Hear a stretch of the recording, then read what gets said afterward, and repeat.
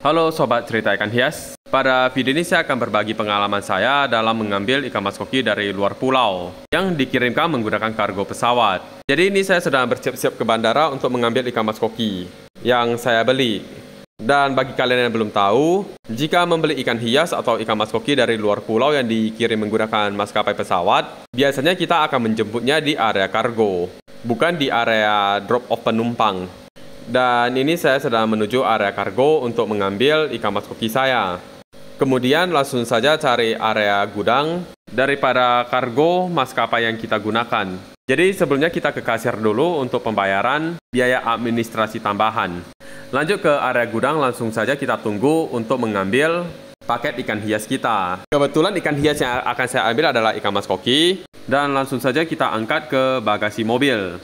Siap itu, kita cek dahulu kondisi packaging daripada kantong ikan mas koki kita. Sepengalaman saya, teman-teman harus membawa tabung oksigen, dikarenakan banyak kasus yang saya alami di mana kantong ikan mas kokinya itu akan kekurangan udara seperti ini. Dengan berkurangnya udara seperti ini, suspek saya kantongnya dibuka ketika pengecekan mungkin.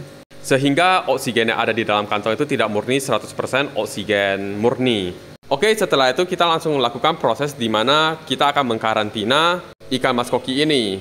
Sebelum dikarantina, kita melakukan proses aklimasi dulu, supaya ikan mas koki yang baru ini tidak terkejut. Salah satu tujuan aklimasi adalah untuk menyesuaikan suhu air yang ada di dalam kantong plastik dengan suhu air yang ada di wadah karantina. Mengingat kita mengambil ikannya di luar pulau ya, dengan kondisi air yang berbeda, suhu air yang berbeda. Dan kebetulan air di dalam kantong plastik ini agak dingin, dikarenakan pada box styrofoam tersebut diberikan es batu. Tujuan pemberian es batu pada paket ikan mas koki yang akan dikirim, supaya kadar oksigen dalam air itu tidak begitu cepat habis.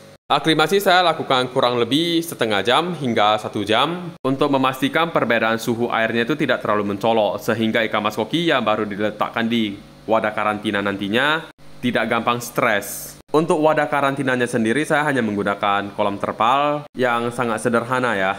Dan diisi air agak dangkal, tidak begitu dalam. Dan kurang lebih setelah 1 jam, waktunya saya melepaskan ikan mas koki yang ada di dalam kantong plastik ini ke dalam wadah karantina ini, atau kolam karantina ini ya.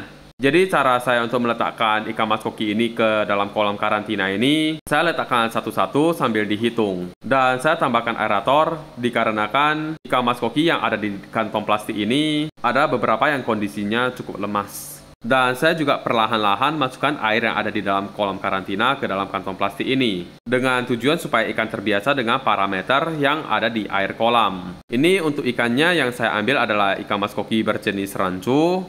Dan ini posisinya saya sedang mengecek ikan mas koki yang ada di kantong ini. Kurang lebih beberapa hal yang saya cek itu adalah pada badan ikan mas koki itu terdapat kutu atau tidak. Dan dapat dilihat untuk beberapa ikan mas koki yang ada di dalam kantong plastik ini terdapat luka pada bagian badannya. Untungnya tidak ada ikan mas koki yang mati pada kantong ini. Meskipun tadi sempat lemas ya. Dikarenakan ikan mas koki yang baru saya datangkan ukurannya dapat dibilang cukup kecil, maka ketinggian air yang ada di kolam karantinanya juga itu saya sesuaikan dengan tinggi badan ikan mas koki saya. Tidak terlalu dangkal, asal ikan mas kokinya bisa berenang dengan nyaman. Nah, ini saya akan mencoba melepaskan ikan mas koki pertama di dalam kolam. Saya akan memilih ikan mas koki yang cukup sehat, yang cukup lincah untuk saya lepaskan di dalam kolam karantina. Sebagai informasi, biasanya ikan mas koki yang baru kita beli di luar pulau, di mana dalam satu kantong itu terdapat banyak ikan, ikannya akan sedikit mabuk ya ketika kita letakkan di kolam karantina kita. Oke, pelepasan ikan pertama di kolam karantina telah kita lakukan. Tampak ikan masih terkejut dengan kondisi airnya, dan ya ini adalah hal yang wajar ya. Oke, lanjut lagi kita lepaskan ikan selanjutnya. Jadi sebelum melepaskan ikan mas koki itu, alangkah baiknya kita melakukan proses pengecekan badan dan kondisi ikan mas koki. Mulai dari pengecekan insang dan juga luka ataupun kutu pada badan ikan mas koki.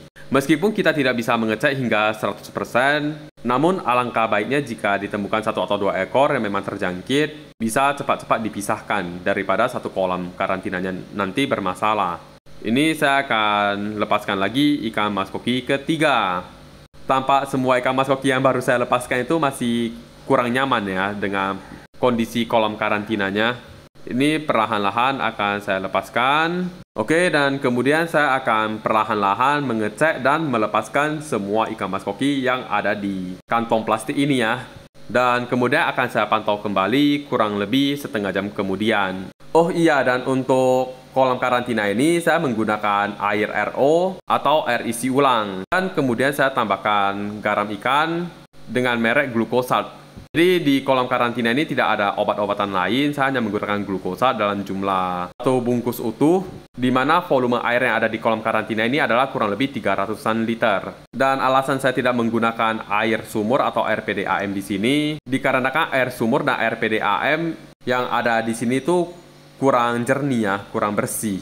Sehingga untuk meminimalisir resiko, untuk air kolam karantina ikan mas koki ini saya menggunakan air isi ulang. Jadi tampak kondisi ikan masih stres ya dengan parameter air yang ada di kolam ini. Dan mereka masih kurang bergerak dan masih mojok ya di satu tempat. Dan kurang lebih ini adalah beberapa tampilan daripada ikan mas koki yang saya ambil. Jadi jika kita lihat ikan mas koki dalam jumlah banyak, apalagi yang jenis rancu ini sangat lucu ya. Apalagi dari top view begini. Jadi kolam karantina ikan mas koki baru ini memang sangat sederhana dan baru saja dirakit 3 hari sebelum ikan sampai. Dikarenakan hari itu saya mendadak mengambil ikan mas koki dalam jumlah banyak dari luar pulau. Dan ini adalah kondisi ikan mas kokinya setelah 1 jam di karantina. Tampak ikan mas kokinya masih mojok ya semuanya, belum aktif bergerak. Dan sudah ada beberapa ikan mas koki yang mau bergerak namun masih belum begitu lincah dan aktif ya.